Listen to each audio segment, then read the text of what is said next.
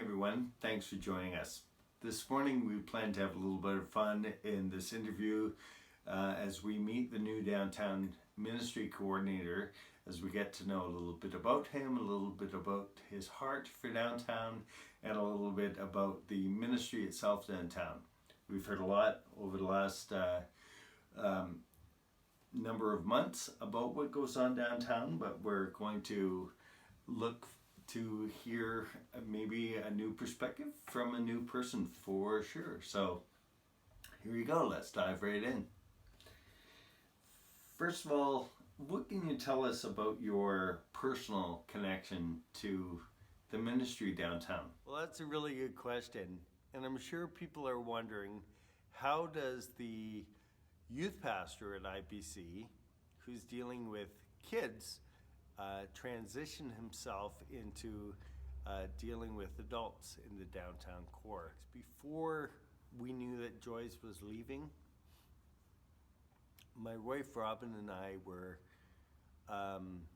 burdened, challenged, I could say it that way, by the situation downtown.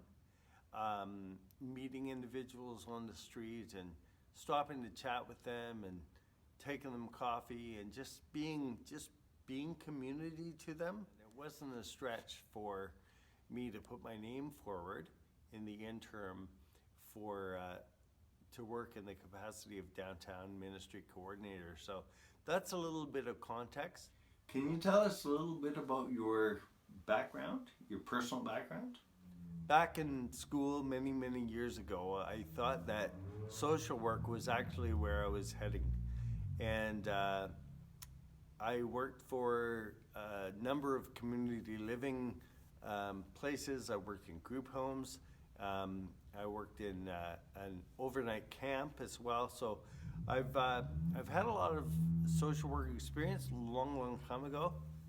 So it kind of feels like I know this isn't all social work down here.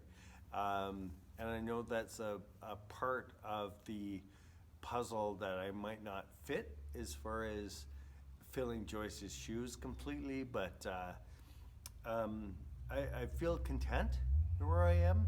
I feel content in this ministry. I don't feel it's a stretch.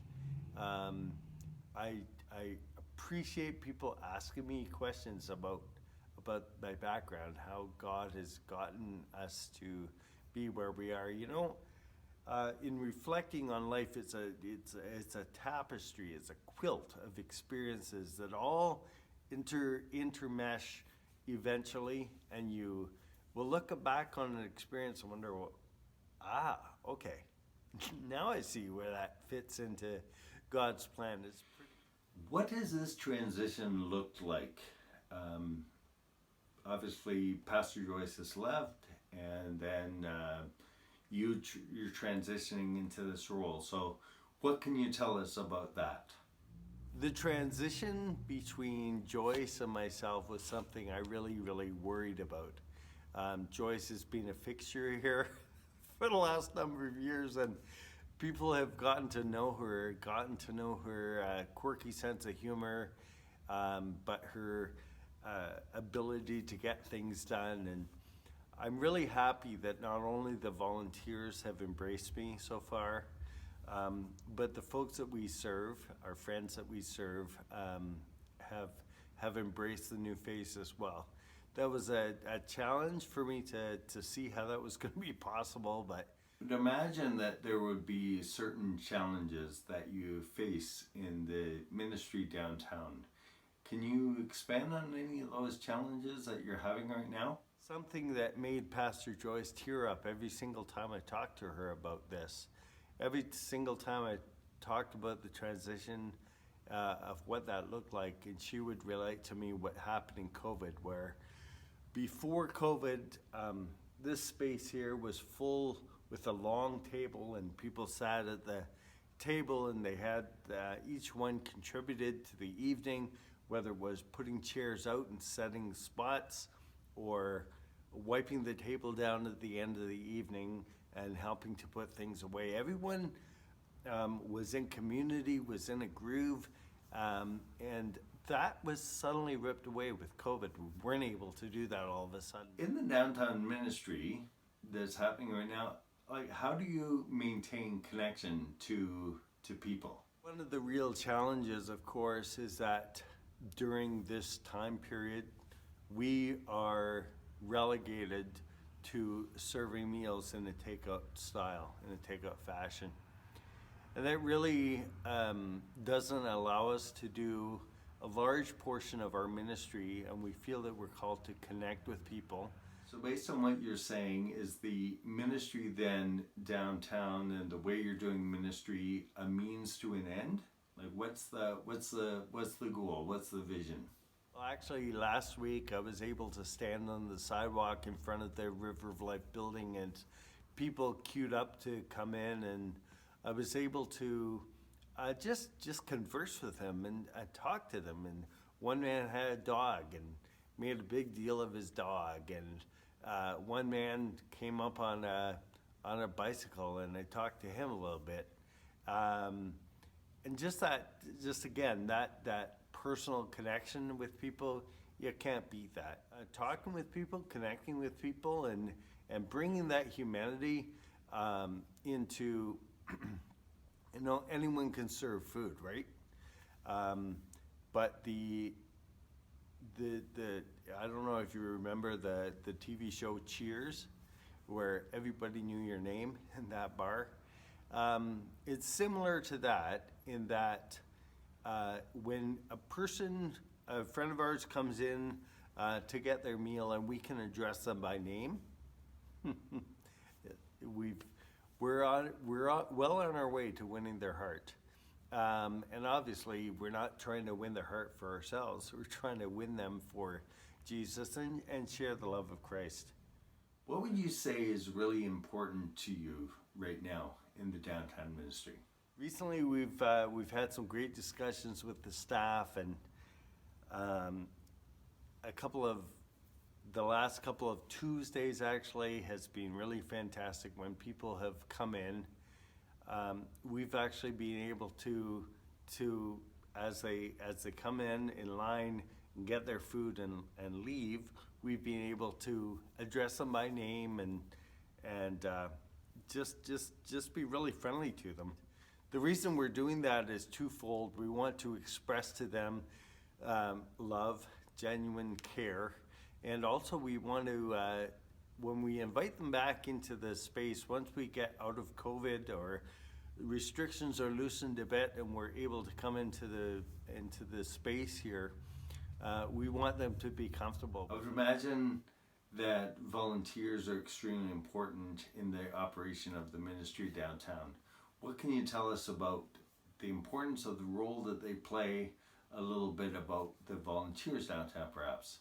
So what we've noticed in the last couple of weeks is that when we have volunteers join us that aren't just here to cook, they're here to cook, but they're more than our skeleton crew of 4 people that we need to operate each evening. When we have over that amount of people, it enables us to really talk to folks as they come in and just say a few words. Call them by name, talk to them, say a few words, ask them how they're doing. Getting to know people during the COVID period. Obviously, a lot of these volunteers, all of these volunteers outdate me being here, and I'm joining in an effort to try to get to know people's circumstances. They're not just their names, but what they're up to. Talking to mom about her kid, and I can't believe he's in that grade already. Hearing those conversations happening is extremely bolstering to me, because I feel that that's why we're here. We're here to connect with people and then to connect those people with Jesus, and I feel that that's the way in which we can do that. What are the needs in the ministry in the downtown core? What do we need in the downtown ministry? Well, we appreciate volunteers, of course. We appreciate donations. that would need to be run through IPC. If you're interested in that, you can contact me, and I will let you know. I'll hook you up with the right people. We obviously need your prayer as well. And so there are a number of ways that you can be involved in the downtown ministry of IPC, but not actually be here.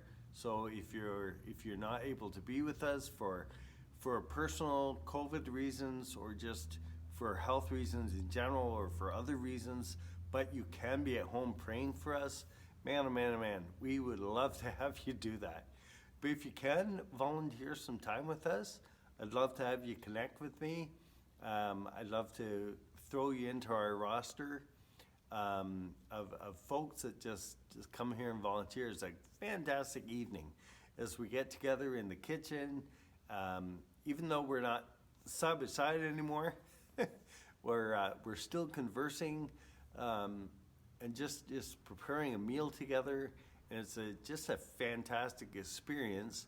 And we share some devotional time together, and we pray together each evening as well. So it's not just an evening for outward service. We're really holistically feeling that that there's an inward and there's an inclusive family environment that's going on too. It starts in the kitchen, obviously, and then it will eventually spread out here. And I keep looking over here over my right shoulder to a vast expanse of this fantastic room where there's usually a table set out. So that's what I keep glancing at. Do you want to use this opportunity as a call out for volunteer involvement from folks at IPC or the community at large? So recently I connected with the Men's Impact Group of IPC, of which I'm a member, and asked them if they would be involved in a chili cook-off on the second Tuesday of April. And I've already started to receive people getting back to me, and that would be a fantastic opportunity to have various people contribute their bowls or their crock pots of chili, and we look forward to a fantastic evening of serving that chili on the second week of the second Tuesday of April. So if you're interested at all in that and are able to either contribute or participate in the serving that evening, I'd love to hear from you as well. Thank you for the opportunity today of being able to talk to you about the ministry in the downtown core. I'd like to thank me for joining me this morning on MidWeek. It's been a good conversation. We hope you've enjoyed it. We hope you've learned about the ministry downtown that IPC does, and we hope it has challenged you in some respects, and we hope to hear from you as well. So give me, Steve, a call or an email anytime. Until next time, guys, God bless. We love you all. Bye.